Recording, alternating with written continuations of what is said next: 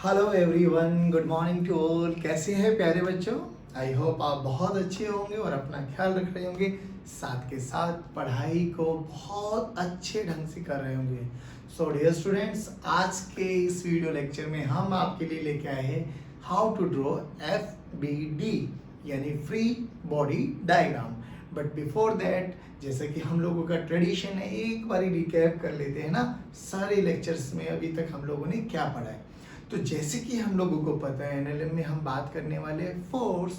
और फोर्स कैसा होता है? एक वेक्टर क्वांटिटी। और जैसे ही वेक्टर का नाम आया, दिमाग की घंटी बजी, यस परफेक्ट। तो क्या पढ़ना है हमें? अरे सर वेक्टर है ना, तो मैग्नीट्यूड पता होना चाहिए और डायरेक्शन पता होनी चाहिए। तो हम बात करेंगे, दीज आर सम की पॉइंट जिनको आपको अपने दिमाग में बैठा लेना है बिफोर स्टार्टिंग एनएलएम। तो force is a vector quantity, हमें डायरेक्शन और मैग्नीट्यूड के बारे में बात करनी है। और जब जैसे जैसे हम अपनी सीरीज को आगे लेके जाएंगे तो विल रियलाइज इसका एक और पॉइंट है, दैट इज फोर्स कहाँ पर लगाएंगे वो भी बहुत इंपॉर्टेंट हो जाएगा। कि किसी भी बॉडी को चलाने के लिए फोर्स उसको हॉरिजॉन्टली लगाए, वर्टिकली लगाए, किधर लगाए कि वो चले। बात समझ में आई? तो point of application also plays a very important role. Similarly बच्चों, अगर हम बात करें तो बहुत टाइप के फोर्सेस हम पढ़ने वाले हैं। जैसा कि 9th स्टैंडर्ड में आप लोगों ने ग्रेविटेशन पढ़ा था, 10th स्टैंडर्ड में आप लोगों ने electrostatic, electric field, magnetic field, ये सब चीजें पढ़ी थी, है ना? पढ़ी थी ना? Very good. तो हम ऐसे ही बात करेंगे कि basically there are two type of forces, one is contact forces and second one is non contact forces. Contact forces तो ये है कि भैया मैंने तुम्हें मारा, तुमने मुझे मारा, और ये घुसुम घुसुम ऐसे वाला, These are contact forces होता है ना। एक नॉन कॉन्टेक्ट फोर्स होता है, जैसे कि हम लोगों ने देखा है, एक चुंबक को दूसरी चुंबक के साथ, एक मैग्नेट को दूसरी मैग्नेट के साथ लेके आओ और ऐसे नचाना स्टार्ट कर दो, बिना टच करे दूसरी मैग्नेट एक मैग्नेट के प्रेजेंस में नाचना स्टार्ट कर देती है। These are non contact forces. और यही कारण होता है, इन्हीं को बोलते हैं हम फील्ड फोर्सेज भी। जैसे कि मैं अगर यहाँ पे एक चौक को छोड़ दूँ तो वो अपने आप नीचे आ जाती है। क्यों? हमने थोड़ी ना छोड़ा है, हमने थोड़ी ना फोर्स लगाया, उस पर हमारी अर्थ एक ग्रेविटेशनल पुल, एक ग्रेविटी वाला फोर्स लगाती है, जिसको हम वेट भी बोलते हैं, m/g। वेरी गुड, ठीक है ना। तो जो कॉन्टेक्ट फोर्सेज होते हैं, they are 3 type of forces, normal, friction, tension. इस चैप्टर में हम तीनों के बारे में ही पढ़ने वाले, लेकिन अभी हमारी प्रायोरिटी इन 2 पे रहने वाली, नॉर्मल एंड टेंशन। अब नॉर्मल बताइए, नॉर्मल देखिए, फोर्स है, 2 चीजें पता होनी चाहिए, मैग्नीट्यूड एंड डायरेक्शन। कहाँ लगाए, कैसे लगाए? बहुत सिंपल है। नॉर्मल का नाम ही समझ में आता है बच्चों, नॉर्मल बोले तो परपेंडिकुलर। कॉन्टेक्ट है तो जहां उस वाले कोई भी बॉडी का, कोई भी मासेस का कॉन्टेक्ट हो रहा होगा आपस में, वहां पर लगने वाला है। अब देखिए, अगर इसको मैं एग्जांपल देता हूं, लेट्स से मैं यहाँ पे खड़ा हूं, एक मेरा दोस्त पीछे खड़ा हुआ है, हम दोनों की कमर आपस में मिली हुई है ना। अब हम एक दूसरे पे फोर्स लगाएंगे ना, वो मुझे दबाने की कोशिश करेगा, यानी वो इस डायरेक्शन में मुझे धक्का मारेगा, मैं पीछे की डायरेक्शन में मारूंगा, होता है ना ऐसे ऐसे एक दूसरे पे धक्का मार रहे होते हैं। तो वो कॉन्टेक्ट फोर्स ही तो है भाई, नॉर्मली तो है भाई, क्योंकि हम अपने इस बॉडी के ऐसे चलेंगे नॉर्मली। बात समझ में आई? तो तरीका देखिए कहाँ लगेगा। Normal is always perpendicular to the contact surface in such a way it try to compress. वो मुझे धक्का मारने की कोशिश करेगा, मैं उसको दबाने की कोशिश करूंगा, वो मुझे, मैं उसको। होता है करके देखना घर पे, मजा आता है, ठीक है ना। जैसे कि फॉर एग्जांपल, बहुत चर्चा कर ली हम लोगों ने, ये सरफेस है, इसके ऊपर ब्लॉक लगा हुआ, एक सरफेस है, इसके ऊपर ब्लॉक रख दिया, तो ब्लॉक ये रहा, ये सरफेस को दबाएगा नीचे की डायरेक्शन में, सरफेस ब्लॉक को दबाएगा ऊपर की डायरेक्शन में। Normal contact force represented by N. तो NBA पढ़ने का तरीका आता है, पीछे वाला आगे वाले पे फोर्स लगाएगा। तो किस पे लगाया? बी पे। किसने? ए ने। ऊपर देखो, बी ऊपर वाले को दबाने की कोशिश करेगा, तो NAB। Second, tension. अब टेंशन क्या होता है? टेंशन दिमाग में यार खिंचाव आता है ना, तनाव, उसी तनाव को टेंशन का नाम दिया जाता है। ये भी एक फोर्स है बच्चे। तो कैसे लगने वाला है टेंशन? जो ये स्ट्रिंग होती है ना, स्ट्रिंग, इस स्ट्रिंग के अलोंग लगने वाला, हमेशा अलोंग लगने वाला, स्ट्रिंग के ऐसे परपेंडिकुलर नहीं लगेगा, जो रस्सी होगी उसी रस्सी के अलोंग लगने वाला है, और इन सच अ मैनर लगने वाला है कि ये रिड्यूस करेगा, ट्राई करेगा कि लेंथ को रिड्यूस करने की कोशिश करे। यानी इस पॉइंट को अगर इधर टेंशन लगाएंगे तो खींचेगा, तो इसको कम करना है तो ये इधर खींचेगा इसको, ये वाले पॉइंट को इधर खींचेगा, always along the tension along the string, और हमेशा to reduce the length of the string. याद रखना ये दिमाग में। चलिए, और सेकंड लॉज क्या बोली थी, सेकंड न्यूटन्स लॉ कि rate of change of linear momentum is directly proportional to force applied. F is directly proportional to dp by dt. P होता है मोमेंटम, और मोमेंटम में m इंटू वी रखा था, m को बाहर लेके आए, dv by dt आया था, k की वैल्यू को हम लोगों ने 1 पुट किया था, तो वहां से रिजल्ट आया था हमारे पास कि F is equal to m into A. याद करने का तरीका क्या है, पापा माँ, F for father, M for माँ। जिस घर में शांति रखनी है, मम्मी पापा का लेवल एक जैसा होना चाहिए, यानी पापा हमेशा माँ के बराबर होगा, ना कभी कम ना कभी ज्यादा। याद रखो, F for father, M for माँ, F for father, M for माँ। फोर्स का फॉर्मूला याद हो गया, वेरी गुड। यहाँ से हमें एक्सेलरेशन निकालना होता है मेरे बच्चों, तो एक्सेलरेशन की क्या बात हो जाएगी sir, F by M, F by M, F by M। I hope ये रिकैप बहुत बहुत अच्छे से आप लोगों को दिमाग में बिठा लेना बच्चों, क्योंकि अब हम बात करने वाले हैं हाउ टू ड्रॉ FBD। चलिए लेट्स स्टार्ट। सबसे पहले एक बहुत बेसिक सा क्वेश्चन लेते हैं, दिल खुश हो जाएगा आपका क्वेश्चन देख के। This is block A, this is block B and this is block C। देखो A B C, ठीक है, और ये हमारा सरफेस। मैं फिर कह रहा हूं बिल्कुल बेसिक से समझना, क्योंकि यही है भैया, अब हमें इसी के बारे में डील करना है। अगर आ गया तो बहुत अच्छा लगेगा। अब देखो, पहले हमें सबसे पहले आइडेंटिफाई करना है कि कितने फोर्सेस लग रहे हैं किसी भी ऑब्जेक्ट पर। चलो अब देखो, ए पर देखना बच्चों, ए कहां पर रखा हुआ है, ये सरफेस, इसको मैं ग्राउंड बोल दूं। अब ए ग्राउंड पे रखा हुआ है, तो एक तो ये हो गया सर कांटेक्ट, एक ये हो गया सर कांटेक्ट, और एक ये हो गया सर कांटेक्ट। ध्यान से देखना बच्चों, एक तो ये कांटेक्ट हो गया पूरा ए और बी के लिए, ए और सी के लिए ये वाला कांटेक्ट हो गया, ए और बी के लिए ये वाला कांटेक्ट हो गया। हाँ, अगर ये कुछ ऐसा रखा हुआ होता तो बच्चों, ए अलग बी अलग, तो फिर ये वाला कांटेक्ट खत्म हो गया।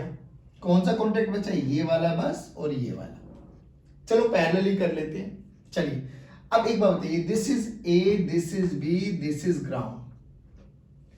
एक इस पे रखा हुआ है ग्राउंड पे, कांटेक्ट है, कहां लगेगा, नॉर्मल, तो कॉमन नॉर्मल लाइन होनी चाहिए। देखिए CNL लिखा हुआ था हम लोगों ने, है ना, common normal line, common normal line, दोनों सरफेसेस पे कॉमन नॉर्मल। कॉमन नॉर्मल का मतलब परपेंडिकुलर।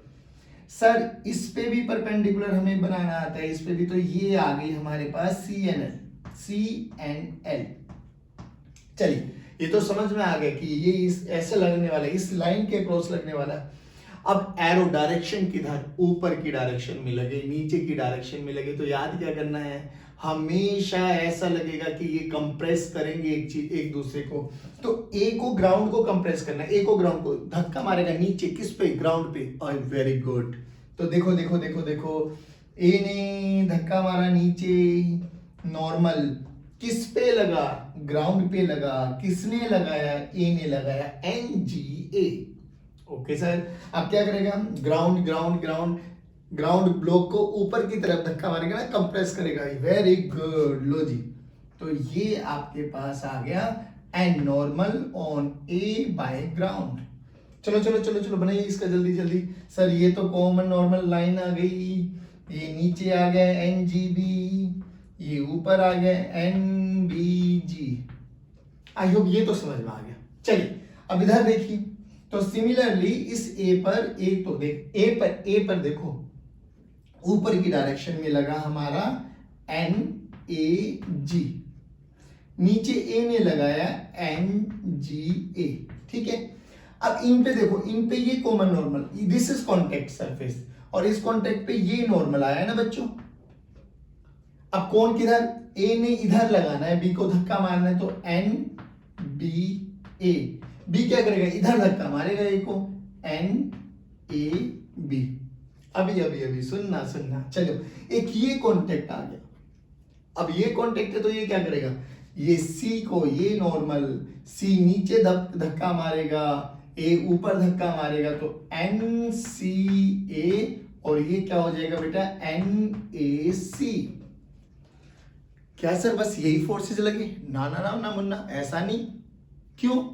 क्योंकि सर ये जो ब्लॉक्स है ना, इनका खुद का मास भी तो है, और मास है तो ग्रेविटी यानी वेट भी लगने वाला है। और वेट किधर लगेगा? सेंटर से। किस डायरेक्शन में? हमेशा normal to the surface of the earth. किधर लगेगा? Normal to the surface of the earth. यानी अगर हम बात करें इसका सेंटर एन बी ए, ये रहा भैया, इसका मास मान लेते बेटा m2, तो इस पे एक फोर्स नीचे लग रहा है, किधर बच्चों? m2g। इसका मास मान लेते बच्चों m1, तो एक फोर्स किधर लग रहा है? m1g नीचे। ये कितना लगा रहा है बेटा? m3g नीचे। नहीं आया समझ में?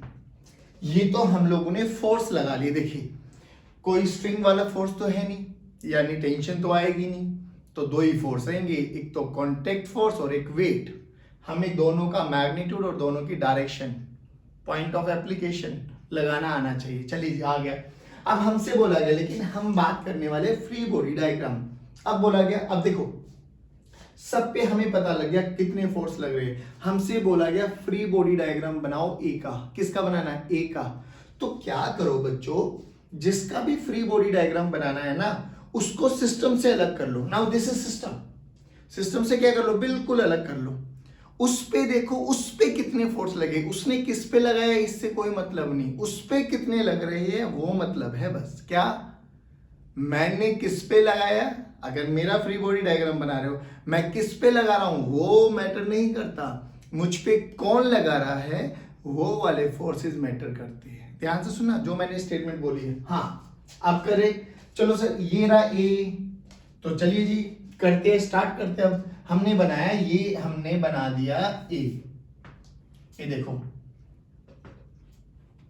ए ब्लॉक, ए अलग कर लिया मैंने सिस्टम से। अब इस पे कितने फोर्स लग रहे हैं ध्यान से सुनना। सी भी इस पे लगाएगा एक फोर्स, सरफेस ग्राउंड भी लगाएगा इस पे एक फोर्स, और बी भी लगाएगा इस पे फोर्स। तीन तो कॉन्टेक्ट फोर्स यानी नॉर्मल वाले फोर्स लग रहे हैं, तीन। और एक इसका खुद का लगेगा। क्यों? क्योंकि इस पे मास भी है। तो पहले इसका मास वाला बना दो ना। m2g तो लगा नीचे की डायरेक्शन में, m2g तो लगा नीचे की डायरेक्शन में, m1g है बच्चे, m1 इसका मास है, m1g तो लगा नीचे। अब देखो ग्राउंड ये किस पे लगा रहा है वो मैटर नहीं करता, इस पे कौन लगा रहा है? इस पे लगा रहा है ग्राउंड। ग्राउंड किधर लग रहा है? ऊपर की डायरेक्शन में। लो भैया ऊपर की डायरेक्शन में कौन लगा रहा है? एन ए ऑन, मतलब ए बाय जी। अच्छा अब सी किधर लगा रहा है? सी इसको दबाएगा सर, तो सी नीचे लगा रहा है सर, तो सी कितना लगाएगा? एन ए सी। और कौन है सर? बी भी लगाएगा। किधर लगाएगा? इधर लगाएगा सर, एक इधर लग रहा है सर, एन ए बी। ध्यान से देखो ए तीनों केसेस में पहले नंबर पर है, और हमें पता है पीछे वाला आगे वाले पे फोर्स लगाता है। आया बात समझ में? देखिए अब इस पे कितने फोर्स लगे बच्चे? 1 2 3 4, 4 फोर्स लगे। चारों हम लोगों ने रिप्रेजेंट कर दिए। Now this is free body diagram of A. खत्म। और अच्छा बनाना चाहते हो तो इस जो ब्लॉक का मास है ना, इसको एक पॉइंट मास मान लो। इस पॉइंट का मास कितना मान लिया बेटे हम लोगों ने? m1। अब इस पे देखो कितने लग रहे हैं? m1g नीचे लग रहा है, और नीचे कौन लग रहा है? NaC, तो NaC भी नीचे लगेगा सर। ऊपर कौन लग रहा है सर? Nag, तो ऊपर लगा दो Nag। लेफ्ट में कौन लग रहा है सर? NaC, NaB, लो जी NaB। ये आ गया फ्री बॉडी डायग्राम। इजी है ना? मैं क्या कह रहा हूं, सबसे पहले पूरा सिस्टम एनालाइज करो। ये देखो पूरे सिस्टम पे किस किस ब्लॉक पर कितने कितने फोर्सेस लग रहे हैं, सबको रिप्रेजेंट कर लो। फिर जिसकी आपको जरूरत है एफबीडी बनाने का, उसको सिस्टम से अलग कर लो। फिर चेक क्या करना है, ये देखो कि उस पे कितने फोर्स लगे, उसने किस पे लगाया उसका कोई मतलब नहीं है, उस पे कितने फोर्स लगे वो आइडेंटिफाई करो। हो सकता है एक फोर्स लगे, हो सकता है 2 फोर्स लगे, हो सकता है 3 फोर्स लगे, तीनों को with direction with magnitude identify कर लो, ठीक है ना।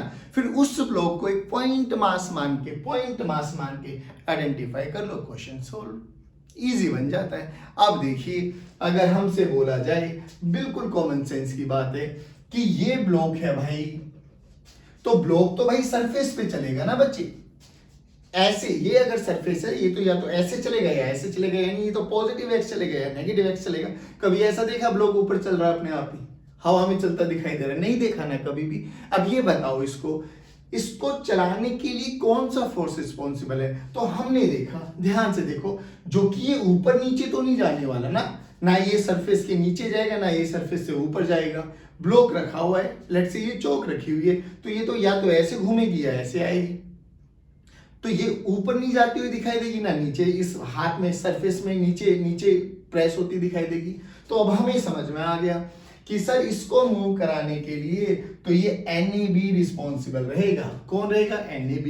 और अगर ये मूव किया तो फोर्स तो लगा NAB, मास है इसका m1, तो मैं एक्सेलरेशन भी कैलकुलेट कर सकता हूं बाय यूजिंग दिस फॉर्मूला। बताइए आया ना समझे? मैं कह रहा हूं बिल्कुल इजी है बच्चों, बिल्कुल इजी, बट आपका दिमाग चलना चाहिए। हमें पता होना चाहिए कि कौन ऑब्जेक्ट और उसका क्या कंस्ट्रेंट है। कंस्ट्रेंट का मतलब मजबूरी, क्या मजबूरी है उसकी? भाई मजबूरी है फोर्स, जिधर फोर्स लगेगा उसकी मजबूरी है, उसको उधर चलना पड़ेगा, दैट्स इट। बोलो समझ में आया क्या? अब आपका होमवर्क क्वेश्चन क्या है? आपको फ्री बॉडी डायग्राम बनाना है बच्चों, सी का भी बी का भी। बात समझ में आई? पक्का? आगे चलिए स्टूडेंट्स, अब बहुत बेसिक बहुत सिंपल से क्वेश्चन से स्टार्ट करते हैं। देखिए मैं फिर कह रहा हूं, कंस्ट्रेंट याद रखना, मजबूरी।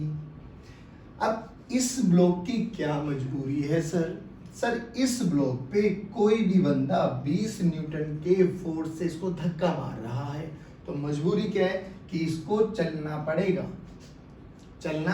पड़ेगा। क्यों? क्योंकि फोर्स लग रहा है। किस डायरेक्शन में? ए डायरेक्शन में।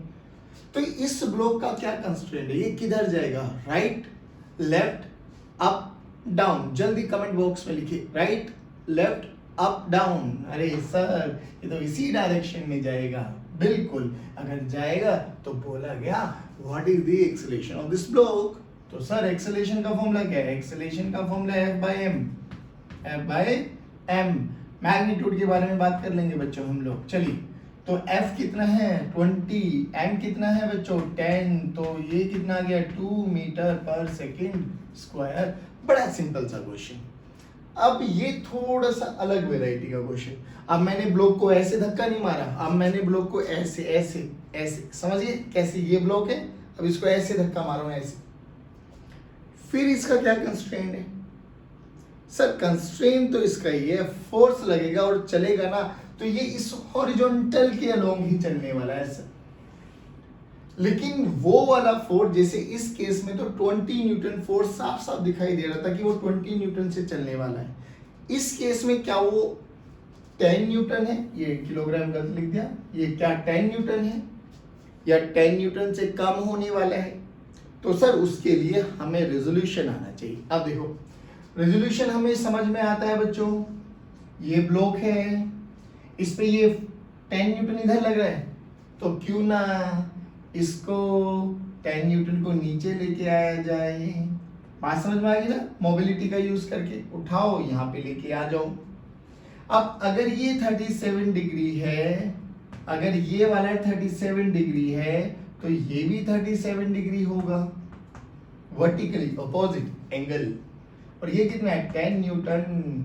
तो इसका ये कंपोनेंट कितना लगा बच्चे? ए डायरेक्शन में कितना लगा? 10 cos 37। नीचे कितना लगा बच्चे? 10 sin 37। ठीक है ना? अब एक बात बताओ, अब इसके लिए कौन सा फोर्स रिस्पॉन्सिबल है लेके जाने के लिए? पहले कंस्ट्रेंट देखा, चलना है, मजबूरी है, चलेगा तो इसी एक्सिस के अलोंग चलेगा, हॉरिजॉन्टल। अब कौन लेके जाएगा? तो ये देखो हॉरिजॉन्टल में फोर्स कौन लगा है? 10 cos 37। तो इसको इधर लेके जाने की कोशिश करेगा। 10 sin 37 इसको नीचे धक्का मारेगा, दबाने की कोशिश करेगा। एक और फोर्स है जो इसको दबाएगा। जल्दी बोलो जल्दी बोलो जल्दी बोलो। Very good. कौन सर? 5 किलोग्राम यानी 5 इंटू जी, ये भी नीचे दबाएगा। चलिए, तो इसको ये लेके जा रहे हैं, तो फोर्स का फॉर्मूला हो गया 10 cos 37, जो कि इसमें एक्सेलरेशन प्रोड्यूस कराएगा। तो एक्सेलरेशन का फॉर्मूला कितना हो गया बेटा? F by m। ध्यान से देखो, 10 cos 37 डिवाइडेड बाय मास, यानी 2 cos 37। और cos 37 कितना होता है बच्चे? cos कितना होता है? बेस बाय हाइपोटेन्यूज, यानी 4/5। 4/5 यानी 8/5 न्यूटन मीटर पर सेकेंड स्क्वायर। लो, ये एक्सेलरेशन आ गई। फिर क्या ना, तरीके से देखो, वो देखो कि कौन सा फोर्स और वो किधर कंस्ट्रेंट है चलने। कंस्ट्रेंट मजबूरी, जिधर फोर्स लगेगा, फोर्स जरूरी नहीं है हर फोर्स उसको एक्सेलरेशन प्रोड्यूस कराएगा। आपको बस ये देखना कि वो किधर चल सकता है, उसी डायरेक्शन का फोर्स देखो, ब्लॉक का मास देखो, डिवाइड कर दो, एक्सेलरेशन आ गया। चलिए, अब थोड़ा और अलग वैरायटी का क्वेश्चन। चलिए बच्चों, बात वही करेंगे, अलग अलग सिस्टम है। Acceleration we have to find in each numerical. चलिए, अब फिर दोबारा देखो। अब एक फोर्स इधर लग रहा है 50 न्यूटन, एक इधर लग रहा है 20 न्यूटन। फिर हमारा तो वही है, कंस्ट्रेंट क्या बच्चे? ग्राउंड के नीचे तो नहीं जाने वाला, चलेगा तो इसी के एक्सिस के अलॉन्ग, या तो इधर या इधर। अब हमें बस फोर्स कैलकुलेट करना है कि अलोंग हॉरिजॉन्टल एक्सिस किस डायरेक्शन में कितना फोर्स लग रहा है। विक्टोरियली ऐड करेंगे, नेट फोर्स कैलकुलेट कर लेंगे, मास से डिवाइड कर देंगे। क्या ये क्वेश्चन आप कर लेंगे? कर लेंगे? ये करा देता हूँ, चलो करा देता हूँ, अगला क्वेश्चन आप करेंगे, ठीक है ना। चलिए दोबारा से करते हैं, जल्दी जल्दी जल्दी जल्दी। पीछे पीछे बोलेंगे, मन से बोलना, मुझ तक आपकी आवाज़ें आ रही है, टेंशन ना लेना। तो सर इसका इधर एक फोर्स आया, ये एक फोर्स है, इधर एंगल था 53, तो ये भी 53, तो इसका 20 न्यूटन का ये वाला फोर्स 20 cos 53 इधर लगा। इधर कितना लगा बच्चे? 20 sin 53। चलो ध्यान से देखो, ये 50 है बच्चों, 50 है, ये 37 है बच्चों। तो 37 का इधर कंपोनेंट लगा 50 cos 37, 50 cos 37। नीचे कितना लगा बच्चों? 50 sin 37। क्या आप लोग बता सकते हो ये ब्लॉक नीचे कितना फोर्स लगा रहा होगा? वेरी गुड सर, 5 है इसका मास, तो नीचे जाएगा F इंटू M इंटू जी। लेकिन फिर कह रहा हूं, ये 20 sin 37 नहीं है, ये 53 है। 20 sin 53 और ये 50 sin 37 और ये mg, तो ये तो ग्राउंड पे लगा रहे हैं ना फोर्स, तो ये थोड़ी ना रिस्पॉन्सिबल कराएंगे इसमें एक्सेलरेशन के लिए। एक्सेलरेशन के लिए कौन रिस्पॉन्सिबल रहेगा? ए डायरेक्शन में लग रहा है 50 cos 37, cos 37 याद रखना 4/5, cos 37 कितना होता है? 4/5। इधर लग रहा है कितना बच्चों? 20 cos 53, 20 cos 53, 20 cos 53 कितना होता है बच्चों? cos 53 बेस बाय हाइपोटेन्यूज यानी 3/5। लो, यानी 5 ने इसको मारा 10 पे, तो इधर लग रहा है 40 न्यूटन। ये 4 पे मारा, 5 चौका 20, इधर लग रहा है 12 न्यूटन। सही है ना? कैलकुलेशन में कोई गड़बड़ नहीं होनी चाहिए, देखना आंसर सेम आएगा। अब बताओ, एक 40 इधर 12 इधर, 40 इधर 12 इधर, तो नेट किधर? इधर। How much? कितना हो गया? 28। हाँ जी सर 28। ये एफ नेट आ गया बच्चों, एक्स एक्सिस के लो।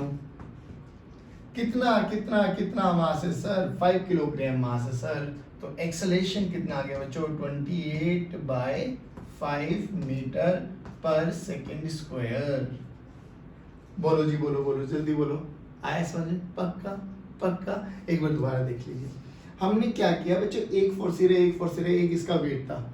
हमें तो सिंपल सा ये देखना कि किसी भी बॉक्स की, किसी भी ब्लॉक की, किसी भी बॉडी का क्या कंस्ट्रेंट है। चलना है तो किधर चलना है, और उसको चलाने के लिए कौन सा फोर्स रिस्पॉन्सिबल है। तो जिस डायरेक्शन में चला उसी डायरेक्शन का फोर्स देखो बस। और फोर्स कैसे है? रिजोल्यूशन करके देख लो भाई, डायरेक्ट नहीं निकल रहा तो रिजोल्व करो ना, आता है ना रिजोल्व करना। तो यहाँ से देखा 53 cos 20 cos 53 और 50 cos 37 एक दूसरे को अपोज करेंगे, वैल्यू रख ली, आ गया हमारे पास आंसर। ये एक्सेलरेशन ऑफ दिस सिस्टम आ गया। इसका देखिए, बोला गया कि एक इंक्लाइंड प्लेन है, इंक्लाइंड प्लेन थीटा एंगल से ग्राउंड के रेस्पेक्ट में है, m मास का ब्लॉक है। तो ये तो जायज बात है, जैसे जैसे मैं इसका इंक्लिनेशन बढ़ाता चला जाऊंगा ये मतलब स्लाइड डाउन करना स्टार्ट करेगा। कितना फोर्स रिस्पॉन्सिबल है, क्या एक्सेलरेशन आएगी, तो फिर वही बेसिक सा सवाल है बच्चे हमारे लिए। चलो स्टार्ट करते हैं। फिर देखो इस पे कितने फोर्स लग रहे हैं, क्यों ना इसका FBD बनाया जाए। चलो बनाते हैं। एक बात बताओ बच्चों, ये कांटेक्ट फोर्स है तो नॉर्मल तो इधर लगने वाला है ना। ये इंक्लाइंड प्लेन इस ब्लॉक पे ऊपर की तरफ लगाएगा, normal reaction on block by inclined plane. फिर नीचे कौन लगाएगा, इंक्लाइंड प्लेन पे ब्लॉक लगाएगा। पहला तो ये कॉन्सेप्ट खत्म। दूसरा, ये जो ब्लॉक है इसका वेट भी लगेगा डाउनवर्ड डायरेक्शन में परपेंडिकुलर, दिस इज ग्राउंड, तो इसके परपेंडिकुलर सेंटर से ये फोर्स लगा दो M×G। याद करो, अब आपको इसमें कोई टेंशन नहीं आना चाहिए। ये mg, ये थीटा है तो ये भी थीटा रहेगा। फिर mg के दो कंपोनेंट कर लो, इधर बोलो कितना आया mg cos थीटा, इधर कितना आया mg sin थीटा। अब ध्यान से सुनना बच्चों, FBD of block banana. FBD of block का मतलब क्या है, सर ब्लॉक को हटा दो सिस्टम से और उस पे कैलकुलेट करो कितना फोर्स लग रहे हैं। उसने लगाया नहीं, उस पे लग रहे हैं। चलो तो ब्लॉक को मैंने रख दिया वैसे, ये रहा ब्लॉक। देखो ब्लॉक पे एक फोर्स लग रहा है mg cos थीटा, एक ये रहा mg cos थीटा, एक लग रहा है ऊपर NBI, N block by inclined plane, एक इधर लग रहा है mg sin थीटा। तो भाई ना तो ये ऊपर जाएगा ना ये नीचे आएगा, यानी ये तो कोई यूज में आएंगे नहीं। तो mg sin थीटा इसको धक्का मारते हुए नीचे लेके आएगा। तो भैया एक्सेलरेशन कितना आ गया, mg sin theta force divided bye m ने m को मारा, तो एक्सेलरेशन ऑन इंक्लाइंड प्लेन कितना आ गया बच्चे, g sin थीटा, यानी gravity, acceleration due to gravity का sin थीटा वाला कंपोनेंट। बात समझ में आई होप ये समझ में आया हो जल्दी जल्दी। यस, चलिए जल्दी उतार लीजिए। अब हम बढ़ते हैं नेक्स्ट क्वेश्चन पे। चलिए स्टूडेंट्स, अब हम बात करते हैं इन क्वेश्चंस को सोल्व करने का तरीका सुनने से पहले मैं फिर बोलूंगा, एक तो कंस्ट्रेंट याद होना चाहिए, दूसरी चीज अब इसको थोड़ा प्रैक्टिकली एनालाइज करते हैं। प्रैक्टिकली एनालाइज करो। हम लोग ना स्कूल में खड़े थे, 3 दोस्त खड़े थे, ठीक है ना, मैं, मेरा दोस्त, या असेंबली में देखो, असेंबली में देखते हैं हम लोग। असेंबली में होता है ना कभी कभार मजे लेने वाले बच्चे पीछे से धक्का मारते, पुश दो दो दो दो दो दो, सब गिरते हुए चले जाते, होता है ना ऐसे। एग्जैक्टली वही है, उसने मुझे धक्का मारा, गिरना तो मैं चाहिए था, बट मैं क्या देखता हूँ, मेरे आगे वाला भी, उसके आगे वाला भी, उसके आगे वाला भी, सब गिरना स्टार्ट कर देते हैं। सिमिलरली ऐसे न्यूमेरिकल्स को सोल्व करते हुए भी आप थोड़ा सा एनालिसिस कीजिए। फोर्स तो लगा है 2 किलोग्राम पे, दिखाई दे रहा है, क्या इसका मतलब खाली 2 किलोग्राम भगेगा क्या? आप खुद सोचो, क्या केवल 2 किलोग्राम भगने वाला है? नहीं सर, 2 चलेगा तो 3 चलेगा, 3 चलेगा तो 5 भी चलेगा, यानी ये पूरा पूरा का पूरा सिस्टम, अब ये सिस्टम है, system consist of more than 2 masses, एक से ज्यादा, 2 मास, 3 मास, 4 मास, बहुत सारे मासेस को मिलाते हम सिस्टम बनाते हैं। Now this is a system. तो ये पूरा का पूरा सिस्टम जाएगा किस डायरेक्शन में? सर फोर्स की डायरेक्शन में। क्यों ना इस पूरे सिस्टम को एक ब्लॉक मान लिया जाए। तरीका समझाता हूं, तरीका सुन लो। क्यों ना इस पूरे सिस्टम को एक ब्लॉक मान लिया जाए। ब्लॉक का मास कितना हो जाएगा, total mass of this system, यानी 5 + 3 + 2 यानी 10 किलोग्राम। Very good. और इस 10 किलोग्राम पे फोर्स कितना लग रहा है, 20 न्यूटन। अरे तो एक्सेलरेशन कितना आ गया, एक्सेलरेशन आ गया सर 20/10 यानी 2 मीटर पर सेकेंड स्क्वायर। लो भैया, ये एक्सेलरेशन किसकी है, 2, 3, 5? सर तीनों की सेम है, तीनों की। ये भी 2 मीटर पर सेकेंड स्क्वायर से जाएगा, ये भी जाएगा, ये भी जाएगा, एंड सो ऑन ऐसे जाएगा। ये तो आ गया एक्सेलरेशन ऑफ द सिस्टम। याद करना तरीका है। अब सेकेंडली पूछा गया कि नॉर्मल रिएक्शन निकालो ऑन 5/3। अब नॉर्मल रिएक्शन कैसी लगे? सर 3 5 पे लगाएगा, 5 3 पे लगाएगा, बट हमसे क्या पूछा गया, नॉर्मल रिएक्शन ऑन 5/3 यानी ये नॉर्मल रिएक्शन, ये कांटेक्ट ना, ये दिस इज द कांटेक्ट, तो कांटेक्ट तो यही लगेगा नॉर्मल, लगाओ भाई नॉर्मल, लगा है जी।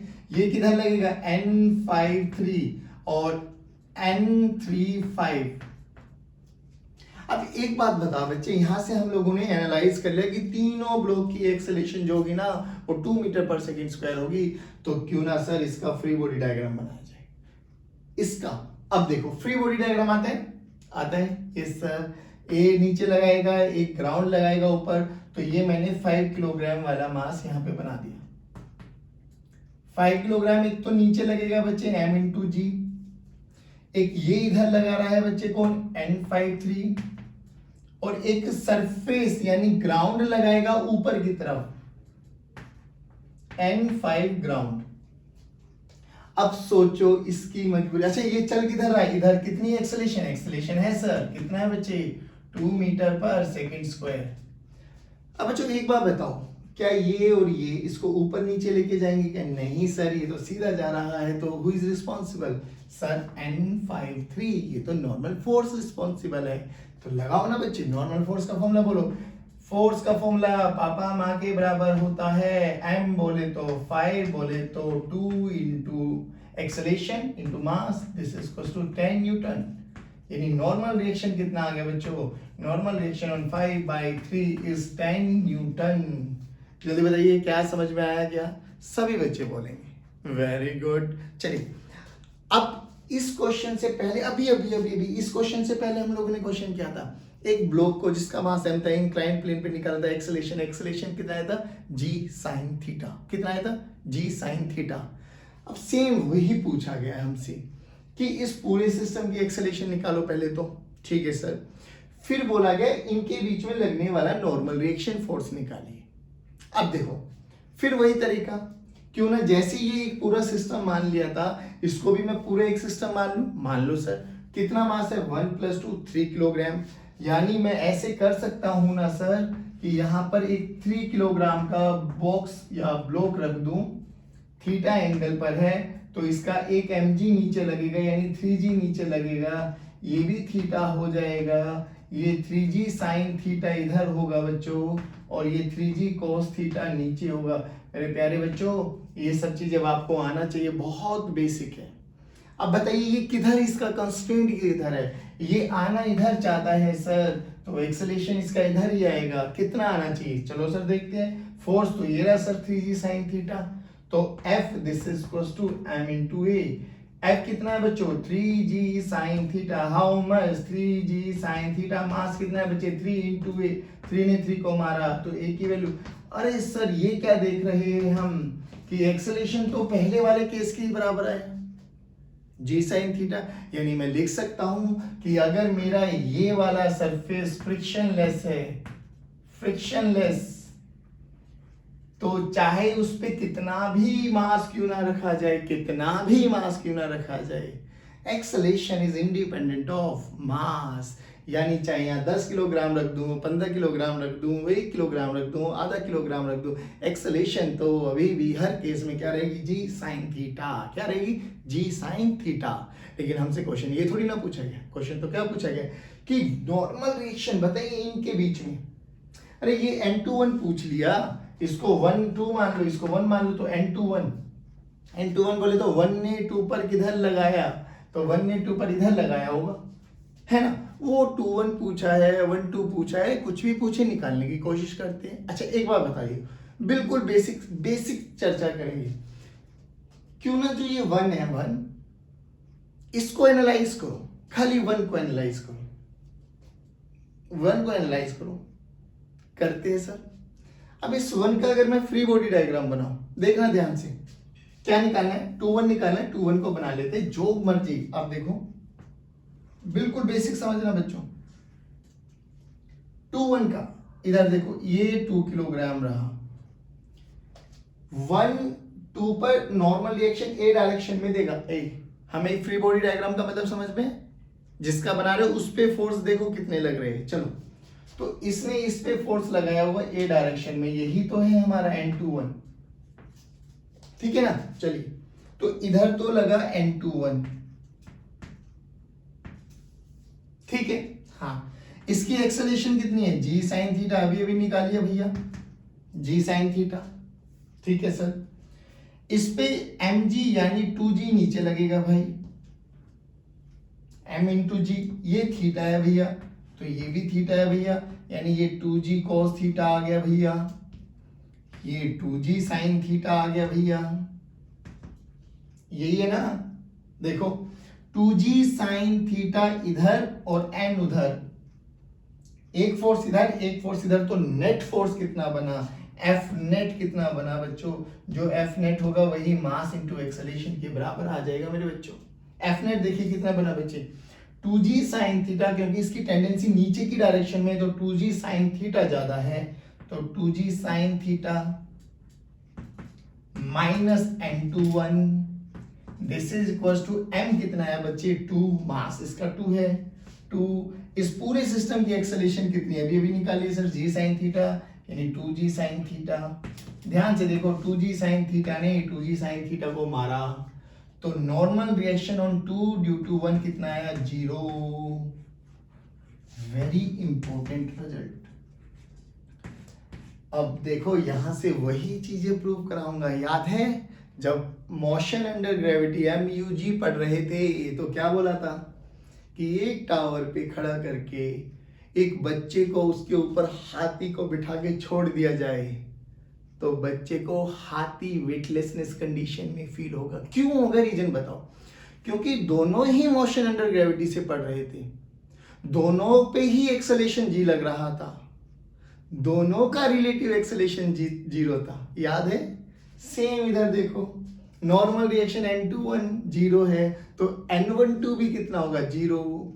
यानी जब ये दोनों नीचे आ रहे होंगे, ना इसके कारण इस पे कोई फोर्स लग रहा होगा, ना इसके कारण इस पे कोई फोर्स लग रहा होगा, ये वैसे ही था जैसे ऊपर से नीचे फेंके दो ऑब्जेक्ट, एक के ऊपर एक बिठा के, एकदम वेटलेसनेस कंडीशन। जब तक वो हवा में रहेंगे, जब तक उन पे कोई भी फोर्स एक दूसरे का महसूस नहीं होगा। Similarly in this same fashion, अगर सरफेस फ्रिक्शनलेस है, फ्रिक्शनलेस याद रखना बेटे, अगर रफ आ जाएगा तो सिचुएशन चेंज हो जाएगी, फ्रिक्शनलेस होना चाहिए। तो इन दोनों के बीच में नॉर्मल रिएक्शन नहीं होने वाला, यानी ना ये इस पे फोर्स लगाएगा अपने कांटेक्ट का, ना ये इस पे फोर्स लगाएगा अपने कांटेक्ट का। सेम इसी सिचुएशन के बेस पे हमारे पास एक और क्वेश्चन आता है, जैसे ये दोनों आपस में चिपका दिया, अब क्या हुआ, इन दोनों के बीच में एक रस्सी का सेपरेशन दे दिया, रस्सी का सेपरेशन दे दिया तो टेंशन आ गई, तो सर क्या फ्रिक्शनलेस सरफेस पर टेंशन भी आएगी क्या, देख लेते हैं ना। क्वेश्चन देखो कैसा बना, सेम ऐसा ही क्वेश्चन, ये ब्लॉक पूछा गया, ये मास 1 ये मास 2, बोला गया फ्रिक्शनलेस है। सेम क्वेश्चन बोला गया थीटा है, बोलो टेंशन कितनी है, तो टेंशन तो इधर लगेगी, बट हम प्रूव कर देंगे टेंशन 0 होगी। टेंशन क्या होगी, 0 होता है, टेंशन ना लेना। बोलो समझ में आया क्या, दोबारा से एक बार देखते हैं। जब कभी भी ऐसा सिस्टम आता है तो पूरे मास को, एक मास कर लो, अलग अलग ब्लॉक्स को ना एक ब्लॉक बना के पूरे सिस्टम का एक्सेलरेशन निकाल लो। क्यों भाई, कंस्ट्रेंट है, कंस्ट्रेंट बोले तो मजबूरी है, चलेंगे तो एक साथ चलेंगे, नहीं तो चलेंगे नहीं, चलेंगे तो एक साथ चलेंगे, नहीं तो चलेंगे नहीं, और चलेंगे तो एक ही डायरेक्शन में चलेंगे। कितना sir, force divided by mass, acceleration आ गया, सबका एक्सेलरेशन सेम इसमें भी सबका एक्सेलरेशन निकाल लो। तो हमने देखा एक्सेलरेशन इस केस में inclined plane frictionless is independent of mass, कैसा भी हो। फिर हमने देखा दो इंक्लाइंड प्लेन, मतलब एक इंक्लाइंड प्लेन पे दो ब्लॉक रखे हुए फ्रिक्शनलेस सरफेस पे रखे हुए, तो एक दूसरे के बीच में जो नॉर्मल रिएक्शन है वो कितना, वो भी 0।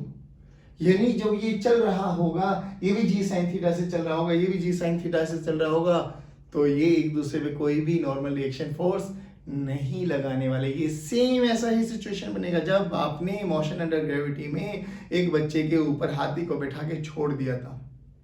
बच्चे पे कुछ नहीं हुआ जब तक वो बच्चा नीचे नहीं गिर लेगा, नीचे गिरेगा तो हाथी का नॉर्मल रिएक्शन कुछ ज्यादा हो जाएगा रे, है ना। चलिए बोलो यहां तक समझ में आया, परफेक्ट। चलिए अब बात करते हैं हम एक क्वेश्चन और। चलिए बच्चों आज के लास्ट क्वेश्चन, ठीक है ना। अब देखो बड़ा अच्छा क्वेश्चन लग रहा है। इक्विलिब्रियम कंडीशन में ये कोई एक रस्सी है, ब्लॉक से लगा हुआ है, दिस इज ब्लॉक, ठीक है, और ये यहाँ पे स्ट्रिंग है, दिस इज बॉल। यहाँ पर एक बॉल रखी हुई है जिसका मास 5 किलोग्राम है, रेडियस 5 मीटर है, और ये कॉर्नर्स पे रखा हुआ है। कह रहा है कि find normal exerted by the corners on this ball. याद आया, ऐसा डिस्कस किया था। अभी चलो बात करते हैं, पहले इसके बारे में आ जाओ।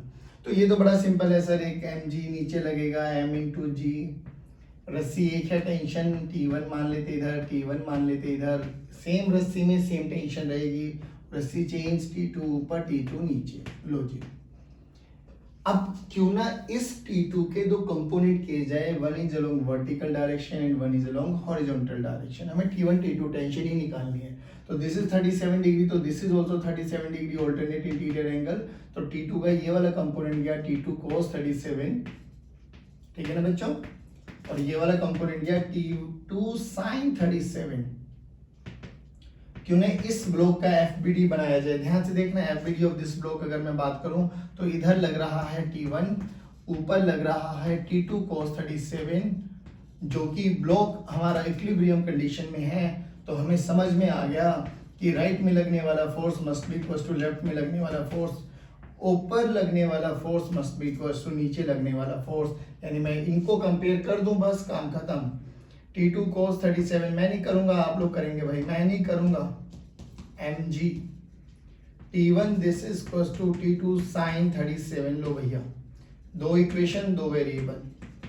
m की वैल्यू हमें पता है 1 किलोग्राम है, g की वैल्यू हमें पता है 10 मीटर पर सेकंड स्क्वायर है, sin 37 cos 37 आपको आता है। होमवर्क क्वेश्चन है, कर लिया। अच्छा, यहाँ पे बहुत इंटरेस्टिंग चीज है बेटा, ये कॉन्सेप्ट ये समझना। वो कह रहा है कि ये जो कॉर्नर्स है ना, इन कॉर्नर्स ने कितना नॉर्मल दिया। पहली बात तो अब जो नॉर्मल फोर्स आएगा वो तो दोनों के नॉर्मल होना चाहिए, कॉमन नॉर्मल लाइन। लेकिन बच्चों ध्यान से सुनना, ये ऐसा कुछ हम लोगों ने लैडर वाला भी देखा था। ये है कॉन्टेक्ट, बट एक का पॉइंट पता है, एक का सरफेस पता है। तो जिसका सरफेस पता है ना, उस पे परपेंडिकुलर डाल दो। पॉइंट की तो डायमेंशन डिफाइन ही नहीं है ना मेरे पास। तो इस सरफेस पे इन दोनों का कॉमन नॉर्मल, जो भी सरफेस आपको गिवन है ना, वो नॉर्मल डाल दो, ये रहा। सिमिलरली इधर ये नॉर्मल बन जाएगा। बात समझ में आई? फिर हमने एक ऐसा भी केस किया था, याद है, ऐसे लैडर रख दी थी। तो इस पॉइंट पर कॉन्टेक्ट इस सरफेस का नॉर्मल, तो ये रहा सरफेस का नॉर्मल, और इस पॉइंट पे इसका नॉर्मल, ये रहा। इन द सेम फैशन अब हमें देखना है, जो कि ये बॉल स्फीयर है, तो किसी भी पॉइंट पे स्फीयर के एक रेडियल लाइन ड्रॉ कर दूंगा, वो उसके उस पर्टिकुलर पॉइंट के टेंजेंट पे नॉर्मल जाने वाला है। यस या नो? अब कॉर्नर की तो कोई डायमेंशन हमें स्पेसिफाई नहीं की गई, नहीं होती। तो हम क्यों ना एक काम करें, ये कॉर्नर इस पे ऐसे ऐसे ये एक नॉर्मल लगाएगा ए डायरेक्शन में, ये वाला इसको ऐसे लगाएगा, क्योंकि इसका और स्फीयर का नॉर्मल तो रेडियल लाइन हो जाएगी ना। ये इसको ऐसे धक्का मारेगा, ये हमारे पास n, ये हमारे पास n। ध्यान से सुनना बच्चों।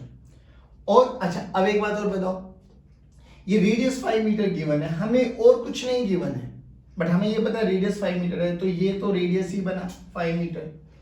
इन दोनों दीवारों के बीच का जो सेपरेशन है वो 6 मीटर है, और बिल्कुल सेंटर से, तो ये लाइन कितनी हो गई बच्चे, 3 मीटर। अरे सर ये तो बड़ा क्रिज्मेटिक ट्रायंगल बन गया, 3 4 5, यानी अनडाउटेडली ये कितना आ गया, 4। ध्यान से सुनना, क्या मैं ये एंगल निकाल सकता हूं? बिल्कुल निकाल सकते हैं सर। बताओ कौन सा हो गए, 3 4 5 37। ओके, इफ दिस इज 37 तो ये भी 37 बना, और इधर अगर ये लाइन ड्रॉ करेंगे, है ना बच्चों, तो ये 5 बना, ये 3 बना, ये अगेन 4 बना, ये फिर 37, यानी ये भी 37।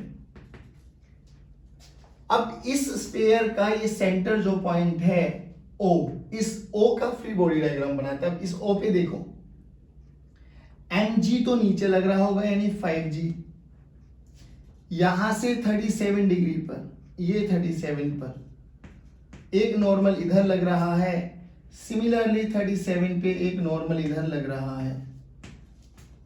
अब ध्यान से सुनना बच्चों, काम खत्म हो गया हमारा, आ गया। देखो इधर ये कौन गया बच्चों, सर ये गया n sin 37, n sin 37, इधर भी कितना गया n sin 37। आपको n1 n2 रखना है तो n1 n2 रख लो बेशक। चलो लफड़ाई खत्म करते हैं, n1 n2 रखते हैं, काम खत्म यार, n1 n2 रखेंगे, है ना। टेंशन तो लेना ही नहीं है, अगर बराबर होंगे तो आ जाएंगे अपने आप। ये n1 sin 37, ये n2 sin 37, ऊपर क्या गया बच्चों n2 cos 37 और ये n1 cos 37। चलो इक्विलिब्रियम में है, हाँ यस सर। अगर इक्विलिब्रियम में तो क्यों ना इनको इक्वेट किया जाए, तो n1 sin 37 x एक्सिस और माइनस x एक्सिस को इक्वेट कर रहा हूं, तो n2 sin 37, अरे आ गए ना sir, n1 equal to n2, यानी दोनों ही नॉर्मल बराबर आने वाले हैं। चलिए अब देखिए ऊपर कितना लग रहा है, अब n1 n2 बराबर है तो क्यों ना इसको n बोल दिया जाए, n cos 37 n cos 37, यानी 2n cos 37 ऊपर, 2n cos 37 ऊपर, नीचे कितना लग रहा है m इंटू जी, m बोले तो 5 इंटू जी, लो भैया बराबर रखो ना, 2n cos 37 this is equals to 5 into 10, 10 ने 10 को 5 ने मारा तो n की वैल्यू क्या आ गई 25 बाय cos 37। सॉल्व कर लेना बच्चों।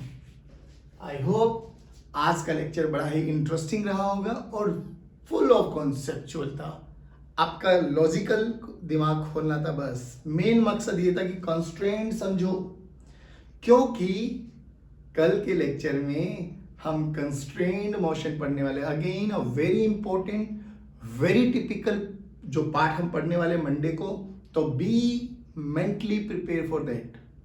और अभी तक का जितना भी लेक्चर आया है बच्चों उसको एक बार ब्रीफली रीड आउट कर लेना। चलिए guys, thank you very much, have a good day, keep watching videos, keep studying, keep motivating अस। जय हिंद, जय भारत।